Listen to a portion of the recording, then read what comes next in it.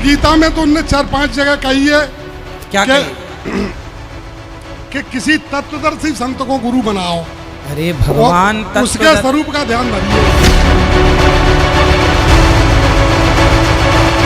तत्वदर्शी कौन होता है ये बताइए, कौन है तत्वदर्शी? फिर आप बताओ। जो ज्ञानी हो।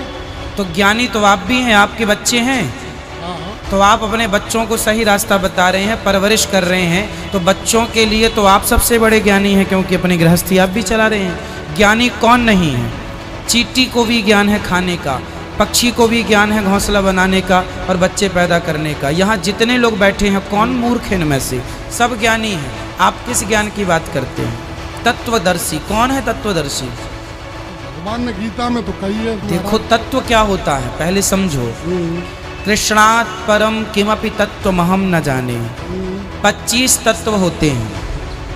पृथ्वी जल वायु अग्नि आकाश पंच ज्ञानेंद्रियां कर्मेंद्रियां तन्मात्राएं सबको मिला के टोटल मन बुद्धि चित्त अहंकार सबको टोटल करने में 25 तत्व निकलते हैं।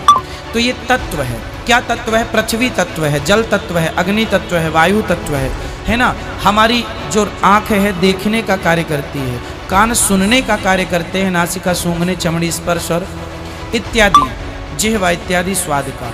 ऐसे ही सब अपने अपने विषय हैं और अपने अपने तत्व। आत्मा भी एक तत्व है, इंद्रियां भी एक तत्व है, आँख भी एक तत्व है। तत्व की दृष्टि से देखेंगे तो ये तत्व ही हैं जो 25 तत्व माने गए। लेकिन 25 तत्वों के ऊपर एक तत्व और बैठा है और वो है भगवान कृष्ण। कृष्णात् परम किमपि तत्वमहम न जाने। कृष्ण से बड़ा कोई तत्व है ये मैं नहीं जानता, ऐसा महापुरुष कहते हैं। तो कृष्ण का चिंतन करना, जो आदमी भगवान श्री कृष्ण के चिंतन में, भगवान राम के चिंतन में लगा है, जो भगवान के लिए रो रहा है, समझ लेना कि वही तत्वदर्शी संत है।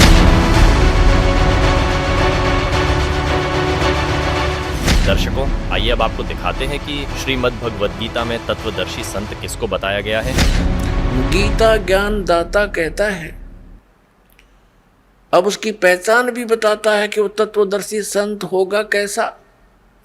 श्रीमद् भगवद गीता अध्याय नंबर 15 के श्लोक नंबर 1 में तत्वदर्शी संत की पहचान बताई है। क्या बताया है कि ये एक संसार रूपी उल्टा लटका हुआ वृक्ष समझो, पूरा विश्व सब ब्रह्मांडों समेत, और जिसकी ऊपर को जड़ है, नीचे को तीनों गुण रूपी शाखा है। श्रीमद् भगवद गीता अध्याय नंबर 15 के श्लोक नंबर 1 से लेकर 4 में ये स्पष्ट किया है। इस उल्टे लटके हुए संसार रूपी वृक्ष की जानकारी दी है। अब आपको ये उल्टा लटका हुआ संसार रूपी वृक्ष दिखाते हैं, फिर आसानी से जो दास सब सदग्रंथों से रूबरू करने जा रहा है आपको आसानी से समझ जाएंगे। देखिएगा, ये समझो एक संसार रूपी वृक्ष है पूरा।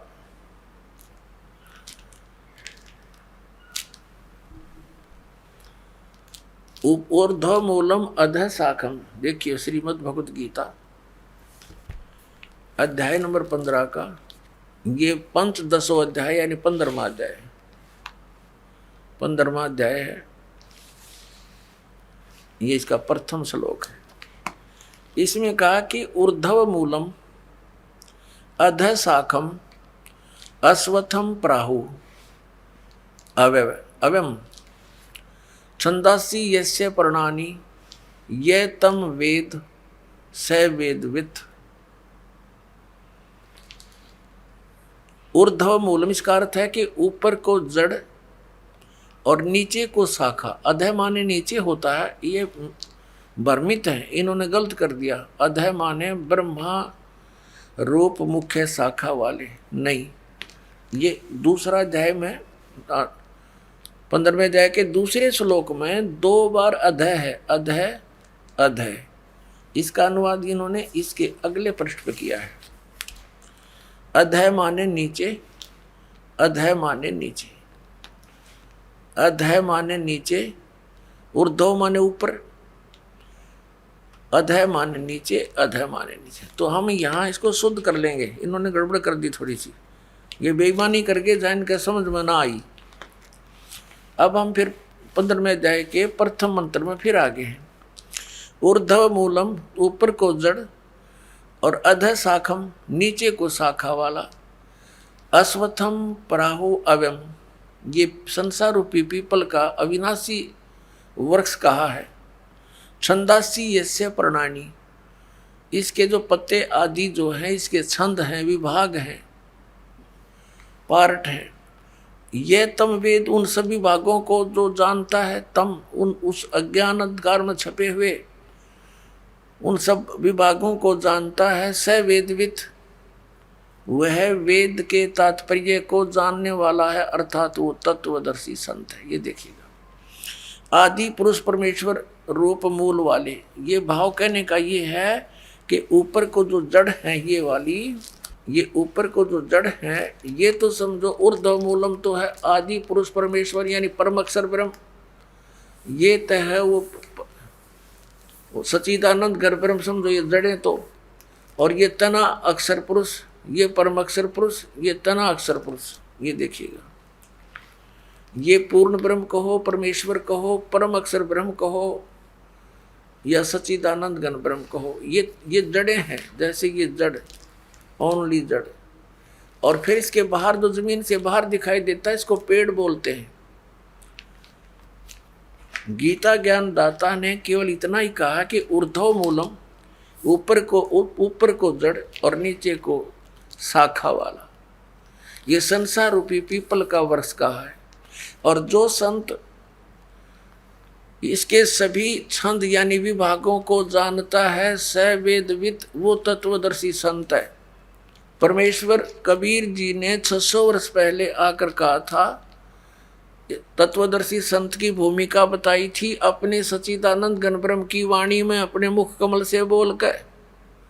वो ऐसी ही लीला करता है, वेद भी प्रमाण देते।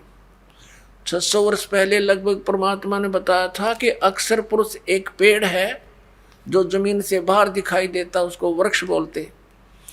अक्षर पुरुष एक वृक्ष है और सरपुरुष वा की डार जिसको निरंजन भी कहा, ज्योति निरंजन।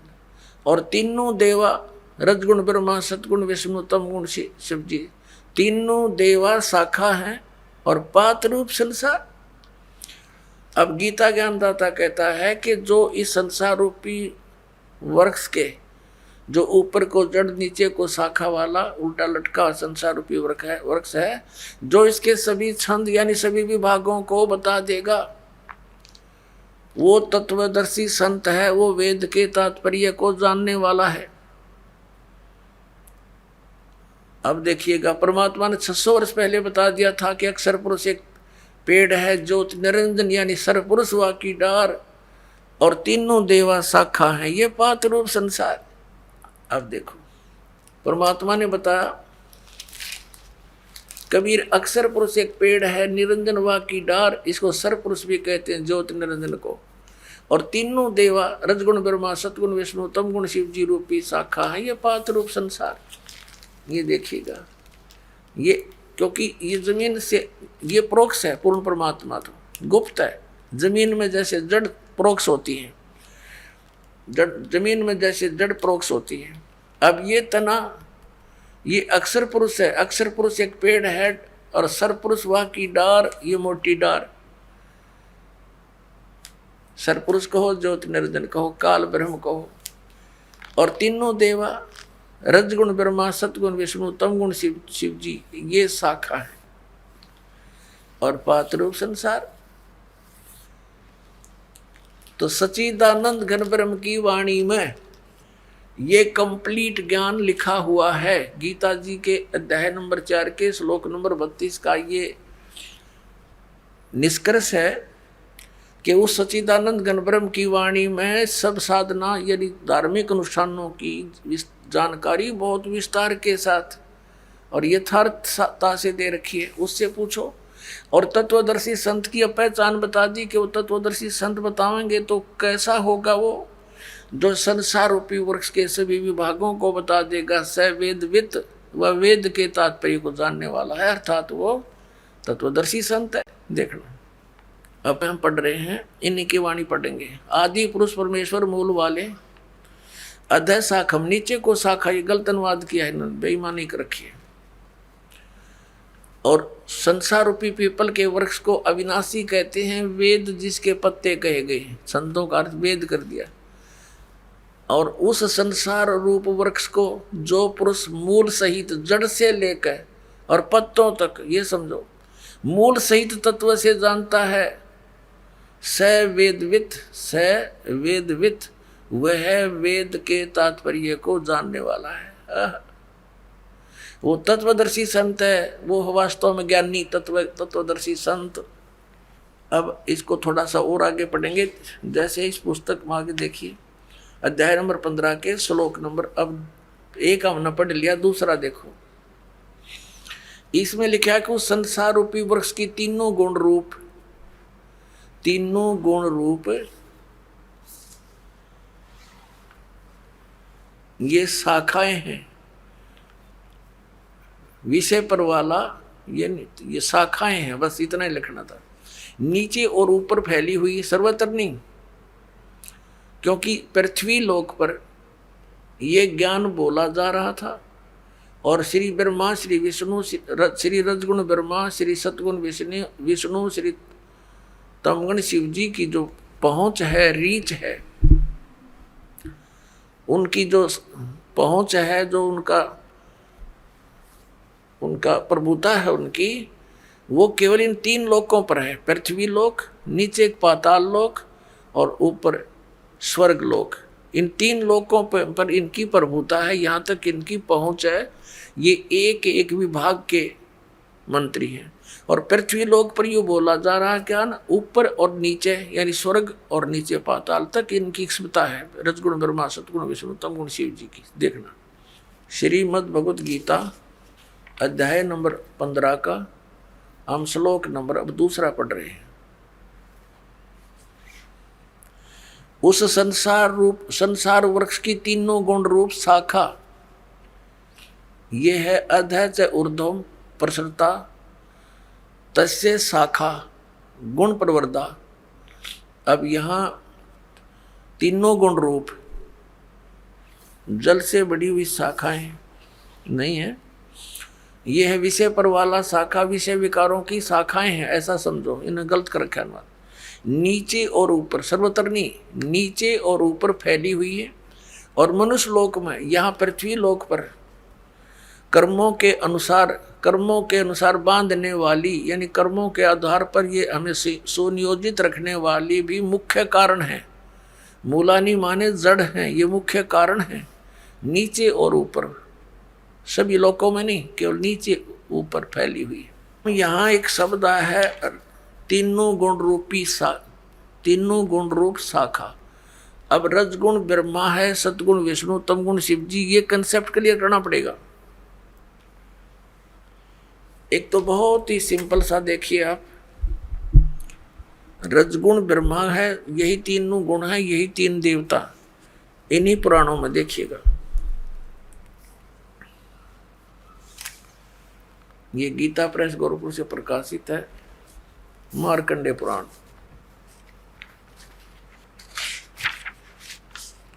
ये वही मार्कंडे पुराण है, सचित्र मोटा टाइप। अब ये कहाँ से छपी है, यहां से देखना। प्रकाशक एवं मुद्रक हैं गीता प्रेस गोरखपुर, गोविंद भवन कार्यालय, कोलकाता का संस्थान। ये इनके फैक्स और फोन नंबर है। इसके 123 नंबर पर आपको दिखाते हैं। संक्षिप्त मार्कंडे पुराण 122 पृष्ठ से शुरू करेंगे। ये मार्कंडे जी बोल रहे हैं, मार्कंडे जी अपना ज्ञान बता रहे हैं, इसके सामने आ जाते हैं। यहाँ रजोगुण प्रधान ब्रह्मा, तमोगुण प्रधान रुद्र और सत्व प्रधान श्री विश्वपालक विष्णु हैं। यही तीन देवता हैं और यही तीन गुण हैं। यही तीन देवता हैं, रजगुण ब्रह्मा, सतगुण विष्णु, तमगुण शिव जी। और यही तीन देवता कहो चाहे इनको तीन गुण कहो। वह कंसेप्ट क्लियर। वैसे तो बुद्धिमान को कहते हैं संकेत बहुत होता है, लेकिन फिर भी ये बहुत गहरी जड़ें हैं इस अज्ञान की हमारे अंदर। और प्रमाण देते हैं, देखिएगा, ये है श्रीमद् देवी भागवत हिंदी टीका सहित भाग 1। ये कहाँ से प्रकाशित है? ये है अथ देवी भागवतम भाषा सभाष्टिकम समातम, खेमरा श्री कृष्ण दास प्रकाशन, मुंबई 4। अब यहाँ देखना, इसमें संस्कृत भी साथ है, बहुत कमाल है। ये है अथ श्रीमद् देवी भागवते भाषा टीका युक्ते तृतीय स्कंद प्रारंभते, 3रा स्कंद प्रारंभ हुआ। अब इसके 11वें पृष्ठ पर, 3रे स्कंद में 11वां पृष्ठ पर हम अब आ गए हैं। 5वां अध्याय है ये। 5वें अध्याय का 8वां श्लोक है, 7वां समाप्त हुआ, 8वां पढ़ेंगे। भगवान शंकर कह रहे हैं, हे माता, यदि हमारे ऊपर सदा आप दया युक्त हो तो हमको तमोगुण में किस प्रकार प्रदान किया है? ब्रह्मा रजोगुण और हरि सतगुण युक्त किए हैं। क्यों युक्त किए हैं? अब यहाँ हम हिंदी भी पढ़ेंगे, हिंदी हमने पढ़ ली, संस्कृत पढ़ेंगे। ये 7वां श्लोक समाप्त हुआ, 8वां प्रारंभ हुआ। यदि दयाधर्मना न सदाम्बिके कथम अहम, किस प्रकार मैं विहित से बना दिया, उत्पन्न कर दिया तमोगुण। और कमल जय, कमल से उत्पन्न होने वाले ब्रह्मा को रजोगुण संभव है, उसको रजोगुण बना दिया। सुविता किमु सतोगुण हरि, और विष्णु जी को आपने सतोगुण क्यों बना दिया, युक्त क्यों कर दिया? इति सिद्धम रजगुण ब्रह्मा सतगुण विष्णु तमगुण शिव जी। अब हम आते हैं उस पवित्र सदग्रंथ अपनी श्रीमद् भगवद गीता के और श्लोक नंबर 2 पर देख, 15वें अध्याय का 2, अध्याय नंबर 15 का मंत्र नंबर 1 तो हमने पढ़ लिया कि ऊपर को जड़ नीचे को शाखा वाला ये संसार रूपी पीपल का विनाशी वृक्ष कहा गया है। और छंदासी यस्य प्रणानी, उसके सभी भाग पत्ते आदि भाग हैं। यह तम वेद, जो उसको जानता है, स वेदवित। ये हमने सारा पढ़ लिया। आदि पुरुष परमेश्वर तो समझो उसकी जड़ है परम अक्षर ब्रह्म, और अधः माने नीचे है, ये गलत अनुवाद है इनका। अब ये संसार रूपी पीपल के वृक्ष को विनाशी कहते हैं, वेद जिसके पत्ते कहे हैं। और जो इसको जानता है जड़ से लेकर नीचे तक, सवेदवित, वो तत्वदर्शी संत है, वेद के तात्पर्य जानने वाला। अब दूसरे में कहा कि उस संसार वृक्ष की तीनों गुण रूप, रजगुण ब्रह्मा सतगुण विष्णु तमगुण शिव जी,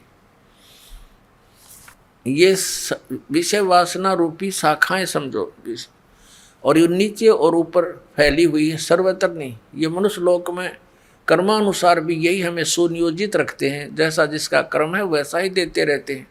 ये यहाँ पर हमें बांधे रखते हैं, बांधने वाले हैं, और नीचे और ऊपर फैली हुई सभी लोगों में नहीं। अब तीसरे में कहा है, इस संसार का स्वरूप जैसा कहा है वैसा यहाँ विचार काल में नहीं पाया जाता। गीता ज्ञानदाता कहता है कि जो मैं तुझे अब गीता का ज्ञान तेरे मेरे विचार काल में, डिस्कशन में, गीता जी के ज्ञान की चर्चा में, इस संसार रूपी वृक्ष का जैसा स्वरूप कहा है वैसा यहाँ विचार काल में, यानी तेरे और मेरे गीता जी के डिस्कशन में मैं नहीं बता पाऊंगा, क्योंकि इसका यहाँ विचार काल में नहीं पाया जाता, क्योंकि न इसका आदि है और न इसका अंत है, कि मुझे इसका कोई ज्ञान नहीं है, तथा न इसकी अच्छी प्रकार सतिथि है। इसलिए इस सुविरड मूलम, इन्होंने अनुवाद गलत किया है, अति दृढ़ मूल वाले, ये ठीक है, इतना ही काफी है। अति दृढ़ मूल वाले यानी ऊपर को जो जड़ हैं वो तो है अमर स्थल, अमर स्थान परमात्मा का। जैसे ऊपर को जो जड़ समझो, जहाँ से सब संसार की उत्पत्ति हुई है, जड़ों से पेड़ उगता है, बनता है पौधा बनकर, तो वो आदि ऊपर के जो लोक हैं, सतलोक, अलखलोक, अगम और अकैलोक, वो तो सुविरूढ़ है यानी दृढ़ है, वो तो अविनाशी स्थान है। और वहां से ही बाकी के संसार रूपी वृक्ष की प्रवृत्ति पर विस्तार को प्राप्त हुई है, यानी उस वहां से ही सबकी रचना हुई है। तो वो तो अविनाशी है, सुविरूढ़ मूलम, संसार रूपी वृक्ष की जो जड़ है वो तो समझो दृढ़ है, अविनाशी है। ये देखिए, ये ऊपर को जड़ और नीचे को तीनों गुण रूपी शाखा, ये संसार रूपी वृक्ष है। तो ऊर्ध्व मूलम, ऊपर की जो जड़ है वो तो अविनाशी है। अब 15वें अध्याय के हम अब तीसरा श्लोक पढ़ रहे हैं। सुविरूढ़ मूलम यानी अति दृढ़ मूल वाले ऊपर के स्थान तो कति अविनाशी हैं। उस संसार रूपी पीपल के वृक्ष को दृढ़ेन माने दृढ़, असंग शस्त्रेण का अर्थ है या तत्व रूपी तत्व ज्ञान रूपी शस्त्र के द्वारा काट कर, इन्होंने वैराग रूप शस्त्र बना दिया इसका, उस क्योंकि तत्व ज्ञान की बात चल रही है, तत्व ज्ञान रूपी शस्त्र द्वारा काट कर, अर्थात उसको अच्छी तरह उस तत्वदर्शी संत से तत्व ज्ञान प्राप्त करके और इसको अच्छी तरह समझकर उसके पश्चात परमेश्वर के उस परम पद की खोज करनी चाहिए। देखना 15वें अध्याय के 4थे श्लोक में, तीसरा हमने पढ़ लिया, अब 4थे पर आ गए। यहाँ इसका अनुवाद है 4थे का। उसके पश्चात यानी तत्वदर्शी संत से प्राप्त ज्ञान के आधार से, उस तत्व ज्ञान के आधार से उसके पश्चात उस परम पद परमेश्वर को भली भांति खोजना चाहिए, जिसमें गए हुए साधक यानी फिर लौटकर संसार में नहीं आते, और जिस परमेश्वर से इस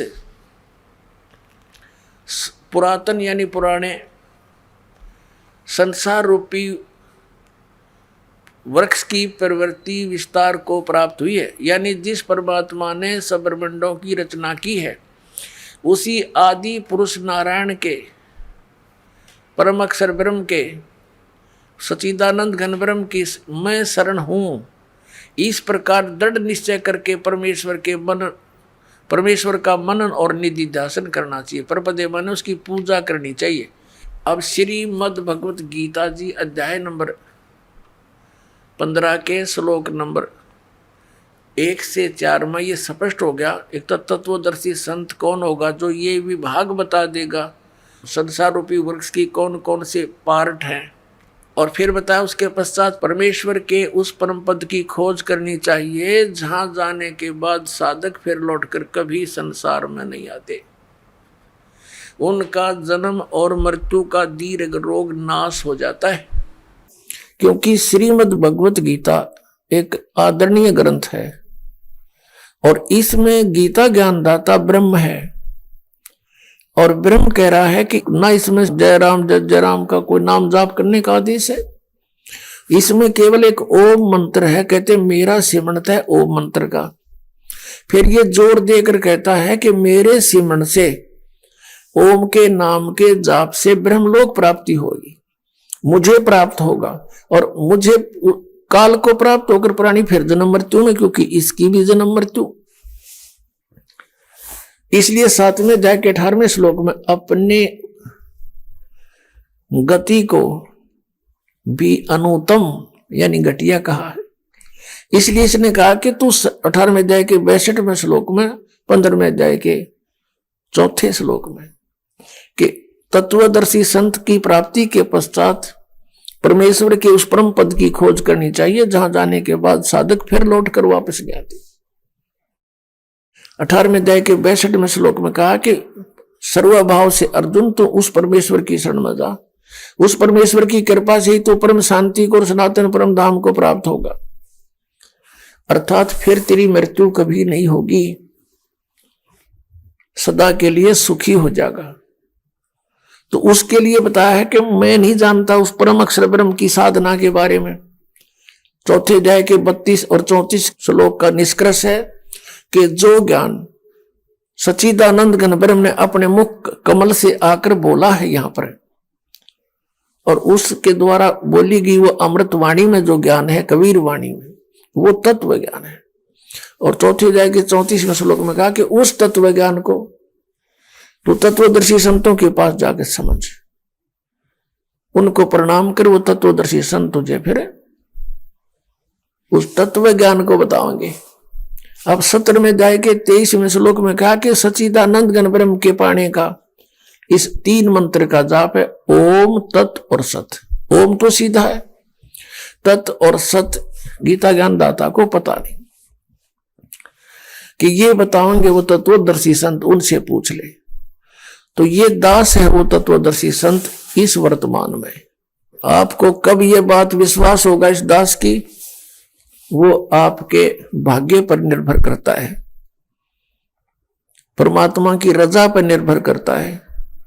सचमुच मान लेना इस पृथ्वी पर 21 ब्रह्मांड में ये ज्ञान और ये समाधान इस दास के अतिरिक्त किसी के पास नहीं है। तो ये पवित्र श्रीमद् भगवत गीता में केवल एक यू नाम है, ये 3 मंत्र का जाप है, ओम और तत्, ये सतनाम है, ये 2 अक्षर का सतनाम है। और जैसे ओम सरपुरुष का, तत् ये अक्षर पुरुष का, और सत है परम अक्षर पुरुष का। 3 परमात्मा है, 3 पुरुष है और 3 ही इनके मंत्र हैं। अब सारे फेल हो गए, ये सब खिसियानी से हुए बैठे, अब क्या करें, सबके जड़ दिखा दी। अब ये सभी पंथ खत्म हो जाएंगे कुछ दिनों में। बुद्धिमान लोग है, कोई बालक थोड़े ही है, अपना जीवन नष्ट करेंगे उन मूर्खों के पास लग गए, जिनको तत्व ज्ञान नहीं, उनके पास कोई समाधान नहीं, लग चले। इसीलिए तो गए थे एक डॉक्टर के पास, हमारा रोग कटे।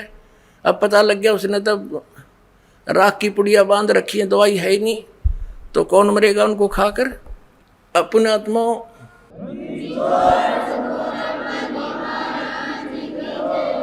जैसे धर्मदास साहिब जी की वाणी में तो स्पष्ट मिल रहा है कि धर्मदास मेरी लाख दुआई, और ये सार नाम और ये सतनाम की तबार न जाई। ये सार नाम बार जो पढ़ी बिचली पीढ़ी हंसली तेरी। आप बिचली पीढ़ी के हंसो पुण्यात्माओं। अब परमात्मा ने कह रखा कि पूरे विश्व में इस सतनाम के आधार से सार नाम प्राप्त करके पूरे प्राणी, सभी प्राणी जो इस नाम को ग्रहण करेंगे इस दास से, सारे सतलोक चले जाएंगे। ये ऐसे मोक्ष होगा। बोलो सतगुरुदेव।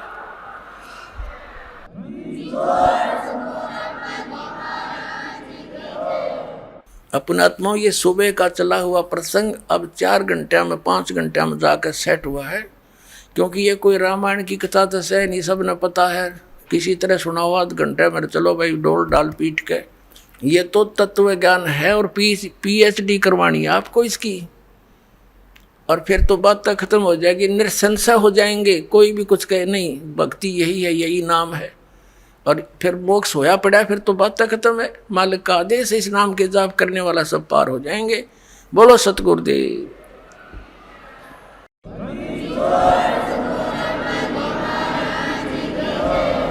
दर्शकों, दोनों संतों के विचार जानने के बाद ये सिद्ध हुआ कि संत रामपाल जी महाराज ने पवित्र शास्त्र गीता जी से प्रमाणित करके बताया कि तत्वदर्शी संत कौन है और उसकी क्या पहचान है, तथा ये स्वसिद्ध हुआ कि वर्तमान में तत्वदर्शी संत सिर्फ संत रामपाल जी महाराज ही है। अनिरुद्धाचार्य जी का तर्क गलत साबित हुआ।